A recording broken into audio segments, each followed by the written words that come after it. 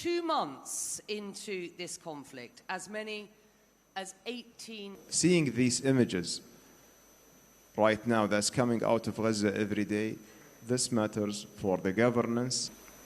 We will continue pressuring the parties.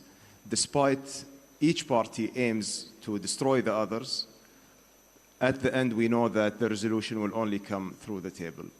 Right now, maybe the openings are narrower than where we were before the last pause.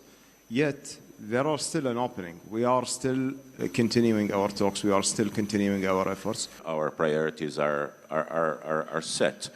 Stop the aggression, allow sufficient humanitarian supplies into all parts of Gaza, ensure protection of civilians. Israel has created an amount of hatred that will haunt this region, that will define generations to come, and therefore it's hurting its own people as much as it is hurting everybody else in the region.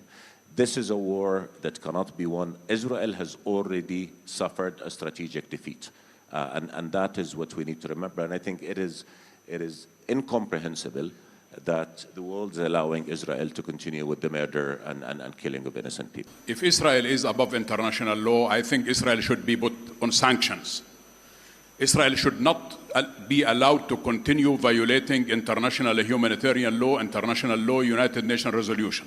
We definitely have failed the Palestinians so far, and the dehumanization dimension is a worrying trend, because this has made the unbearable bearable for the international community, has made the unbearable we see continuously on the news bearable again. Discussion. Now, could I ask you all to please remain seated? The region will accept or will agree to have to put boots on the ground, League of Arab States, and supported by the OIC. It's not up to Israel only. It is those who have given the Israelis the greenest of the green light to continue killing the Palestinians. For the United States to block a United Nations security resolution, one should hold the Americans responsible as part of the launching attack on the Palestinians in Gaza and in the West Bank. The Americans and other Western countries, they did not support that resolution, and eventually they organized the Security Council to pass a decision, a resolution, which called, not demanded, but called for humanitarian pauses. This resolution is better than nothing. But even this weak appeal, we cannot see materialized, because to do this, we need some kind of monitoring on the ground. Congress would like to see this war over sooner rather than later. Congress would like to lessen the number of civilian casualties to the extent possible.